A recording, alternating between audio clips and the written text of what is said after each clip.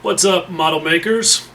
It's kind of a cold, gross day here at Rube Goldberg Enterprises, and I'm not just feeling a whole ton of motivation to do any real work. So I thought I would make a video because there seems to be, I don't know, there's always questions about clear coats in Facebook model making groups, but it seems like just recently there's been more than usual about dudes having trouble spraying clear coats. Gloss clear coats, I should be more specific, because that's what this is about.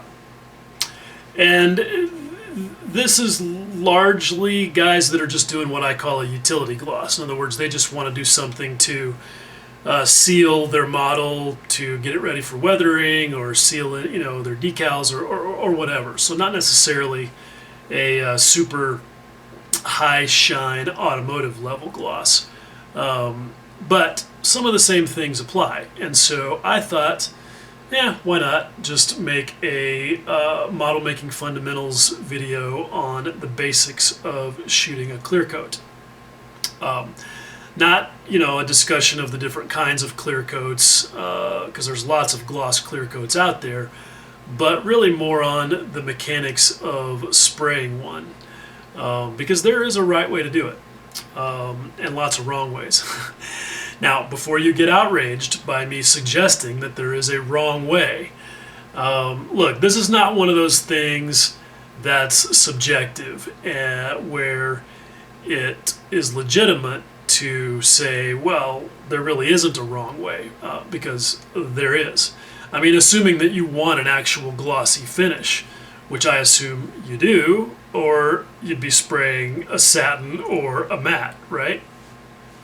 So, assuming that the intent is to get an actual smooth gloss finish, there is a right way to do it, and it's fairly simple, but it's a little bit different from normal painting, and so it escapes a lot of guys. And so they become unnecessarily stressed out and afraid of doing it. So I am going to attempt to show you the correct way to do it. So let's have a look at the test subject. Okay, so first things first, what am I going to spray? It's going to be this, a Mr. Color GX100 Super Clear Gloss. This stuff has been getting lots of positive attention lately, and I decided to get some, and it is good stuff. It appears to be really good, in fact. I've actually used a little bit of it already on one project, but what I haven't done yet is determine how it takes a polish, and I've heard different things, so I want to lay some down on a surface and then rub it out and see how that goes. But that's sort of a different test.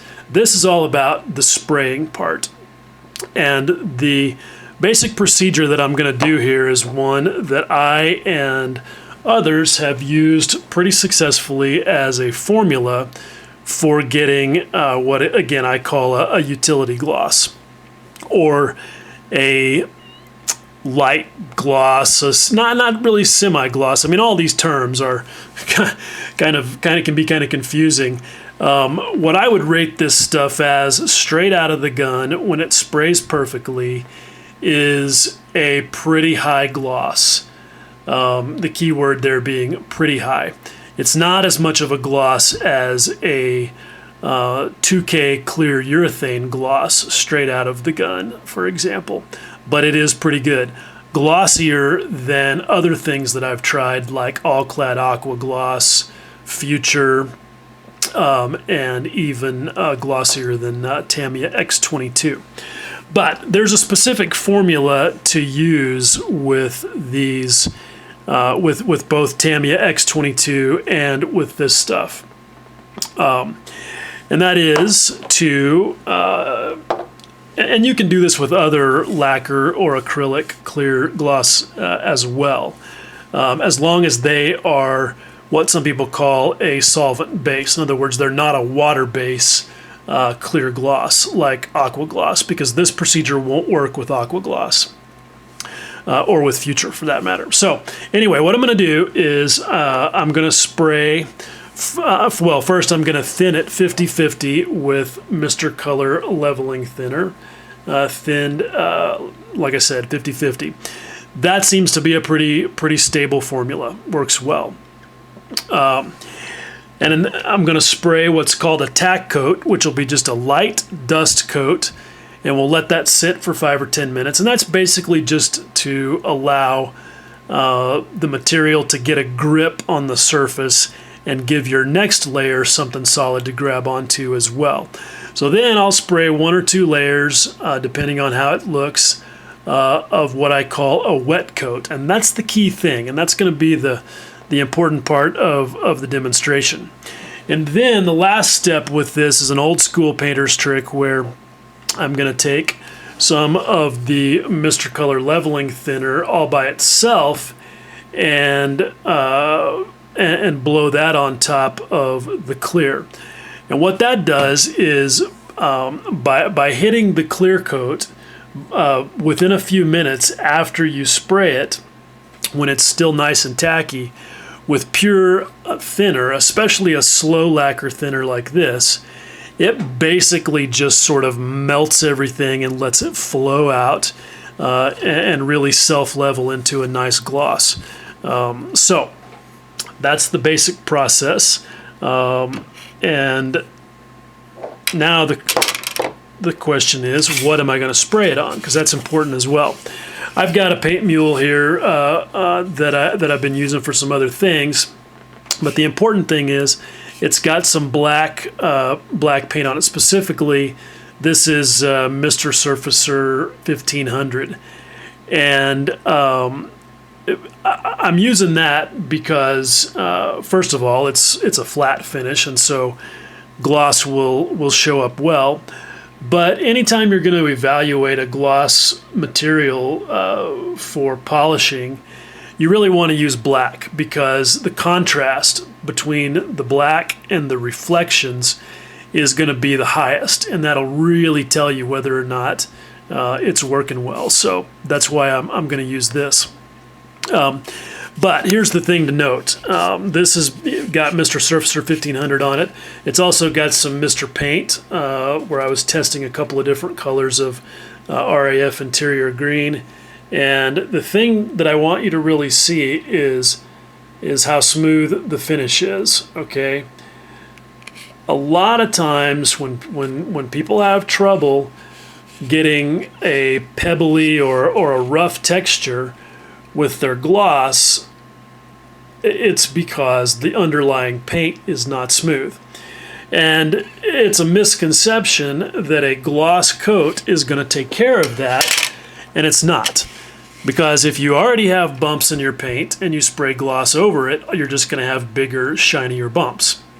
And if you manage to completely smooth those bumps out, you're going to have so much gloss on your model that it's basically going to look like a glazed donut, and that's no fun. So the main thing is have your paint smooth. If it's not, then sand it before you lay gloss on it.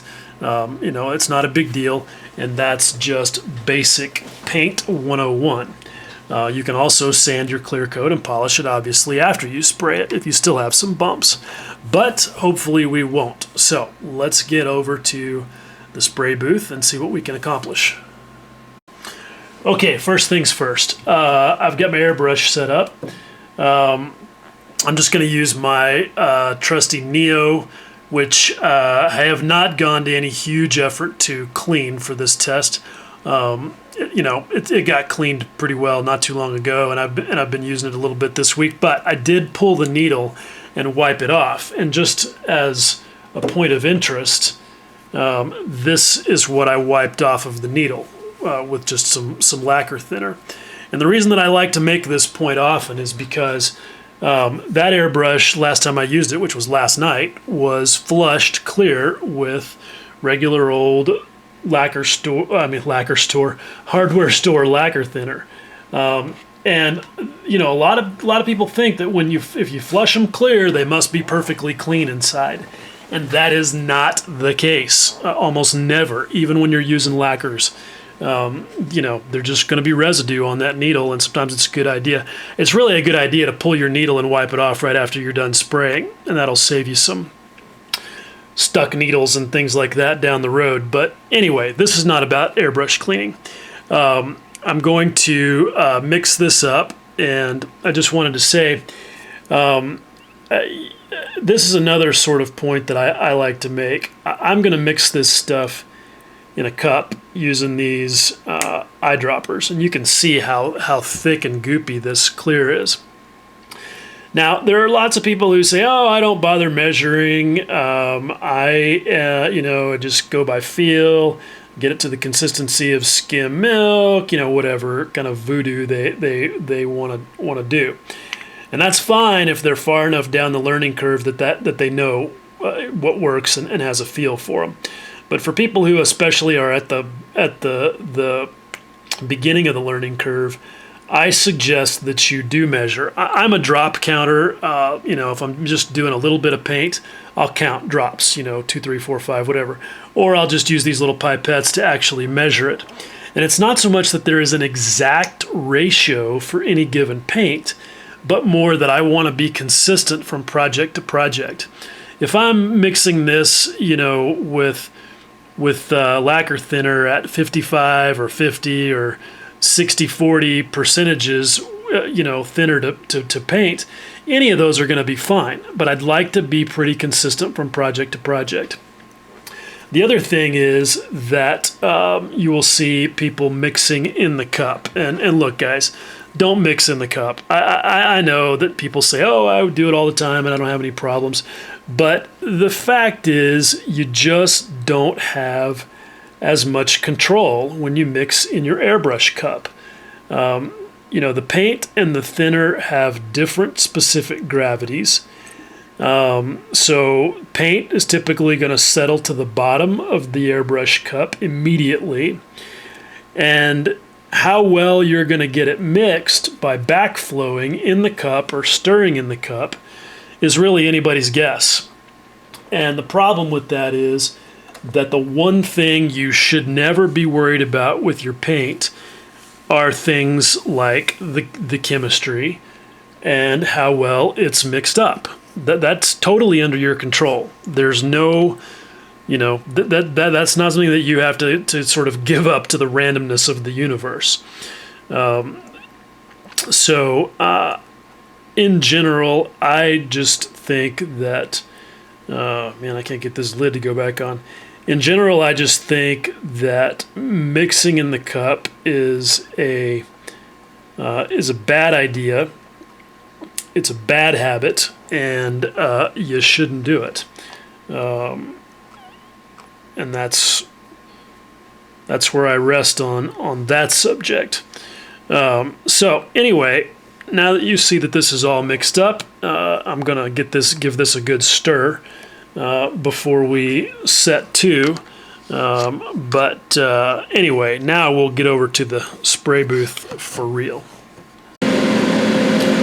Okay, here we go. So the first thing I'm going to do is just do a little bit of a mist coat, tack layer, whatever you want to call it, to get things started. And I'm spraying at about 20 psi. A lot of guys get real worried about pressure.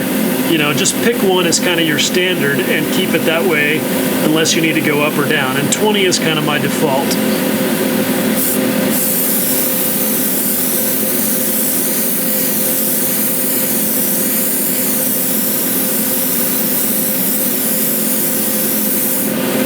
Okay, now, there we go. That's all I need to do for that tack layer.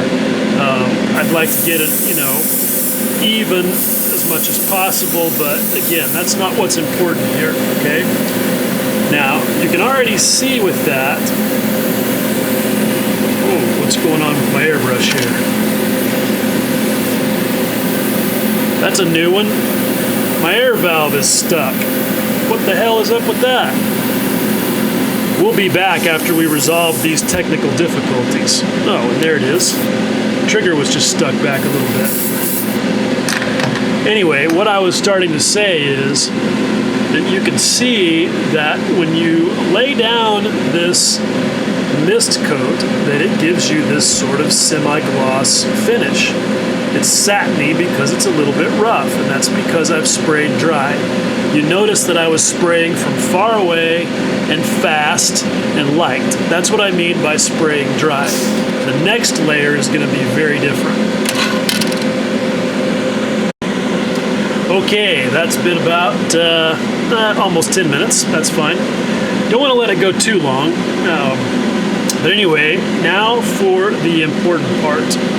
And I'm going to add a little bit more of this clear to my cup, because I don't want to.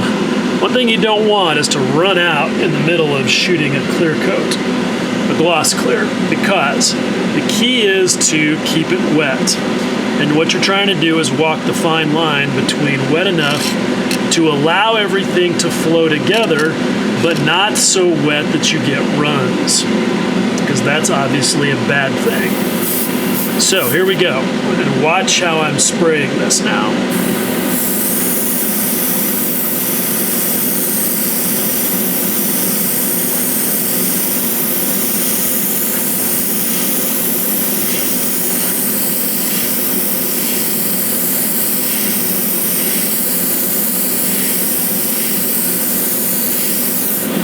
Okay, so that's one pass, and you can see that it's fairly even.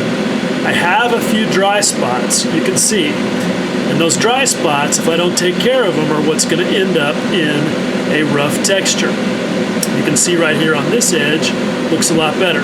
So I'm going to go back and do another pass and even things up.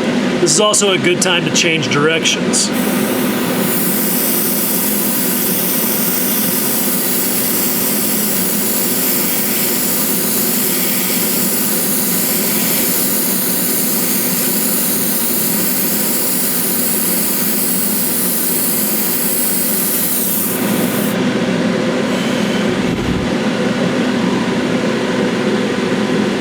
Need to put on a mask for this, because you can see I am blowing a lot of material and it's fogging things up pretty good, even with my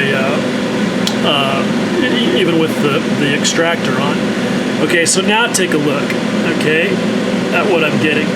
You can see that this has got a little bit of orange peel in it, and this is one of the reasons why I say this will be pretty glossy. If I were doing a 2K clear urethane, it might not have that much orange peel in it, but that's not unusual. That level of orange peel is what you're going to find in a factory finish on your brand new car that was applied by a robot. So you can't get your feelings hurt too much about that.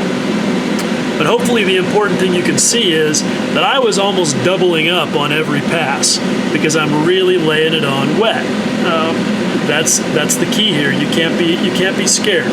But look at the area right here close to the camera, at the level of texture that I have there, and then look over here where I haven't done as good a job at keeping it wet. It's a little bit bumpier right there, so you can see the difference. And this is a point where I will choose to go back and lay down yet a third pass.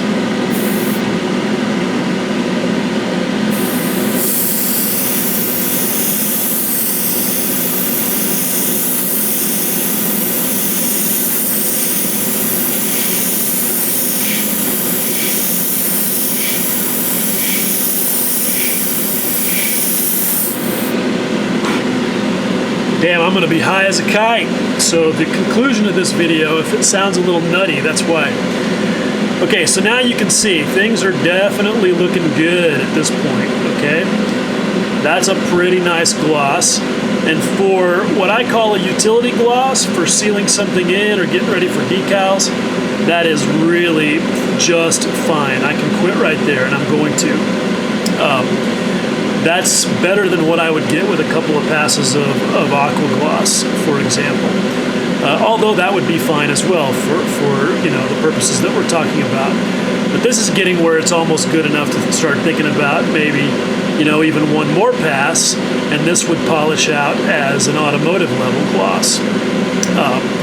But I don't really need to. I think this looks pretty good. I may choose to do one more just for fun. But again, what I hope you can see is that I'm spraying perpendicular to the surface. I'm maintaining an even speed as I go, and I'm watching to make sure as I move over to each pass that I don't have a gap in there that shows a little bit of dryness. And that's how you spray a wet coat. And you can see, I'm not going to get any runs out of this. But let's go ahead and lay on one more just for good times.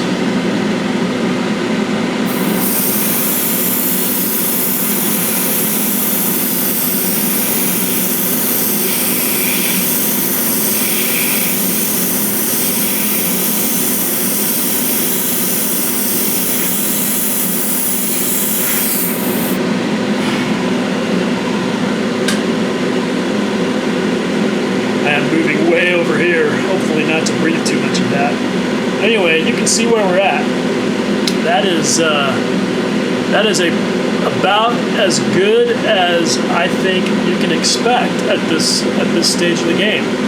I'm plenty happy with that, and I'm ready to go forward with it. So now what I'm going to do is I'm going to just set that down and take just enough time to blow out the airbrush. And I used about half of what I mixed up there. That's one thing with clear coats, especially when you're running them with lacquer thinner, is you've got to make sure you've mixed up enough, because you don't get as much mileage as you do with a lot of paints, especially acrylic paints or primers. So, make sure you mix up enough. And what I am not going to do if I end up with extra is dump it back in the bottle. I see guys say that they do that, and I just recoil with horror.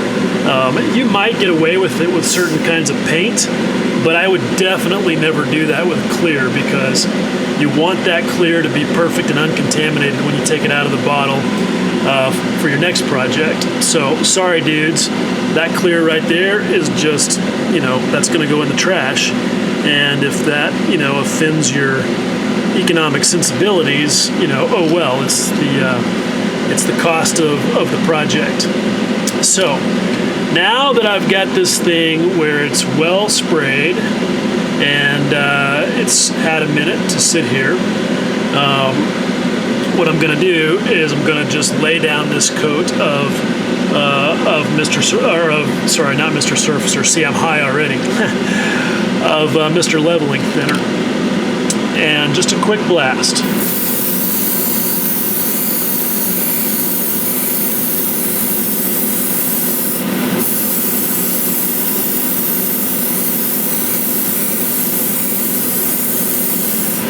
Don't be afraid to flood that on there, but keep in mind that you can get runs at this stage of the game. So if you can let it be level and flat like that, then you're definitely better off. But that's the basic process right there. So what I'm going to do now is let this cure for a little while, and then we'll come back later and take a look at it. Okay, so it's been, like an hour, 45 minutes, something like that, since we last looked at this. And this is good because I actually took a picture badly with my iPhone of it right after I sprayed it and posted it in the Scale Modelers critique group where the original question came up. And a couple of my buddies there were losing their minds because the panel line detail was so obscured, and it basically looked like the glazed donut that I mentioned.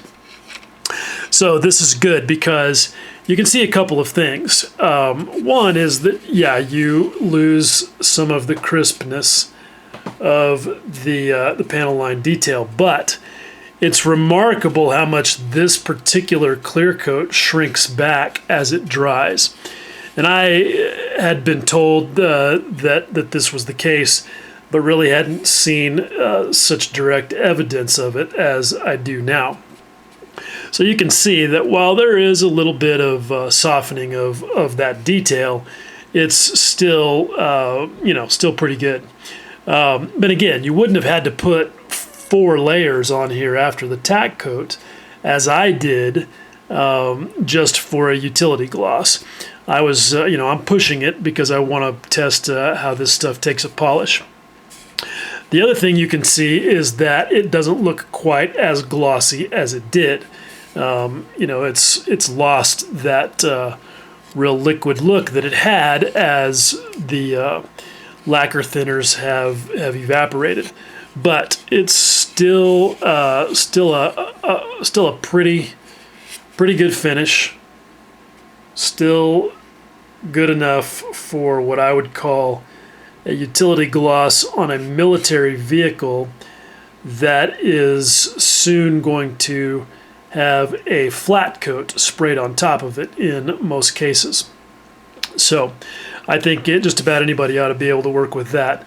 If not, then hey, again, you can sand and polish to your heart's content.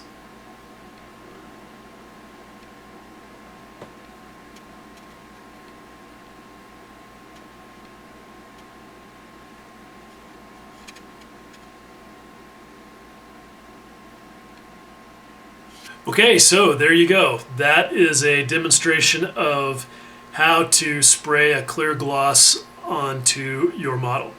And as you can see, there's really no magic to it. It's not complicated.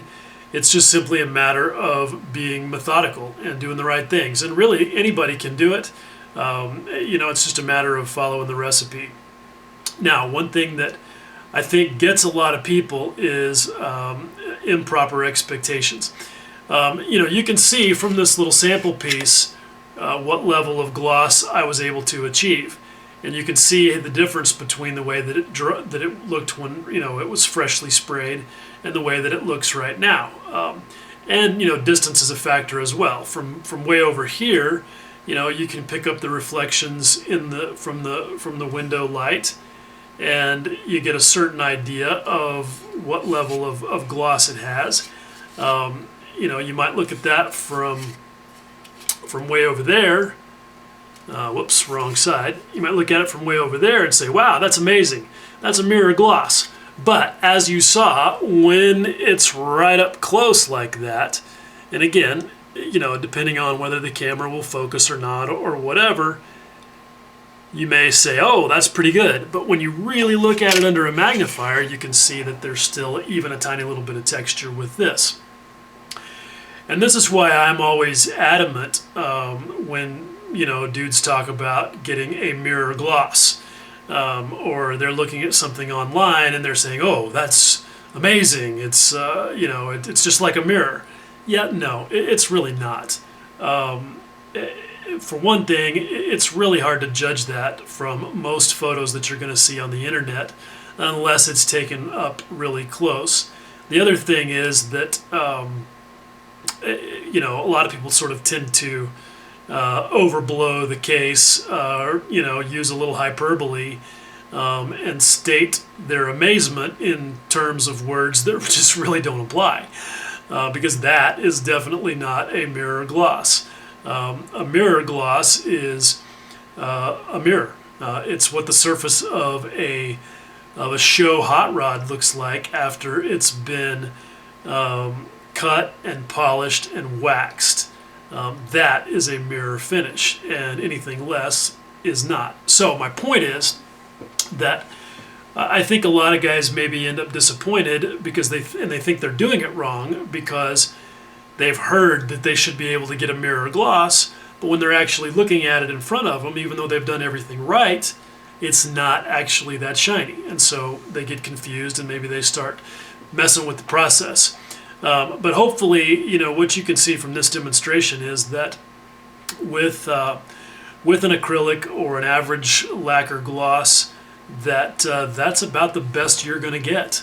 And if you want to go beyond that, you're either going to have to go to a different paint system or do some cutting and polishing, because that's how a first-class finish happens, and that's just sort of the reality of it. So anyway, enough rambling about that. Hopefully you guys found this informative and interesting, and hopefully it will be helpful to you if you find yourself in the situation of needing to spray a clear gloss. So As always, I appreciate you guys watching.